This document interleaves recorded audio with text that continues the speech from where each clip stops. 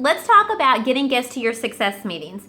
So the number one thing that I see consultants do wrong is they really just don't know how to ask people the correct way. And they use a lot of things like, if you're interested, let me know. Or they'll make massive posts on Facebook, like, I'm having facials at so-and-so, come out if you want to. It's very vague. It's very like, it's very casual. It's very casual. And so if you're very casual towards your business, people will treat you very casual towards your business.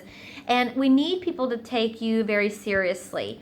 So I would say that the number one thing that consultants do wrong is really try to create their own verbiage and make themselves seem more like a hobbyist than a business person. Because a business person is going to make one-on-one communication with people, and she's going to use a script. She's going to tell them the idea, tell them what's in it for them, why they should do that, and then she's going to close the deal. So yes, that is what it looks like. Okay, so you're going to offer the opportunity, tell them what's in it for them and why they're going to have such a good time, and then you've got to close the deal. Lots of one-on-one communication. So if we know that the number one thing that a new consultant does wrong is not follow scripts, you have got to memorize these scripts.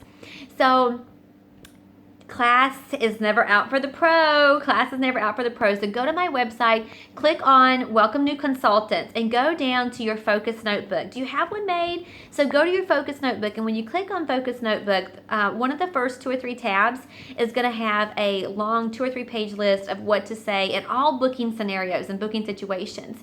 So one of the things that I did really right as a new consultant is I treated Mary Kay like a class. I wanted to get an A, and so I wanted to learn everything. I wanted to do things I'm a by the book kind of person. I'm a follow the rule kind of person, and people that had done Mary Kay before me, that made more money better than me, I was not going to question them. I was going to do exactly what they said.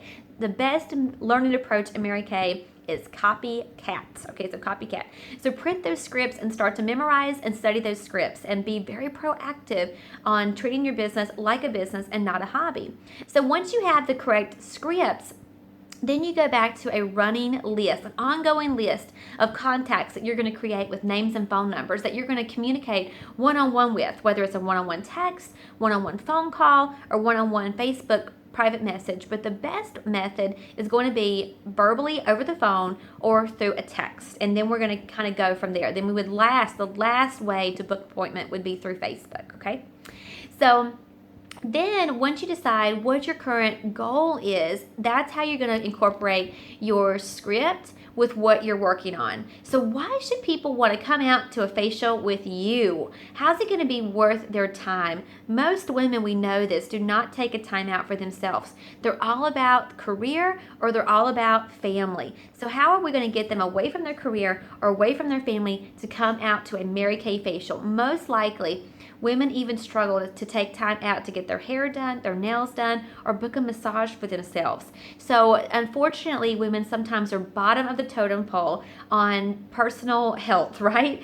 And so a lot of times you're going to find that people are going to book because of the goal that you have, the challenge that you're in, and the vision you have for your Mary Kay future. If you tell people that you're working on earning a car, it is going to make a difference. If you say in a casual way, I'm just having a facial night, it's going to be so much fun, you can come out, you can leave your kids, you can take off work early, you can come through traffic, it does not sound as appealing. You've got to make it worth their while to make an exception and come out and to support you. And so that's why I always encourage new consultants to talk big about a car or working towards getting a promotion and going into DIQ. That is what's going to really compel people to support you. So keep that in mind, okay? So then once you make your list, you're going to set a booking goal per day. I would say minimum of 2 new bookings a day. That would keep the doctor away. So 2 new bookings a day would be your minimum goal for yourself, and really prioritizing. A lot of times you can't get guests to a success meeting because you start like the day before or maybe 2 or 3 days before on getting guests there. And a lot of people need to coordinate. They have baseball games and they've got 3 or 4 kids, and they have basketball games and they have swim meets and all this type of stuff. So give them time to get scheduled with you so that they can come to that appointment. So that would mean that we have to prioritize and schedule every day. And that's why I would say 2 new bookings a day, 2 new bookings a day, 2 new bookings a day. So I know that this is going to make a big difference in keeping your date book full, is just making a list, sticking to the scripts, and being consistent.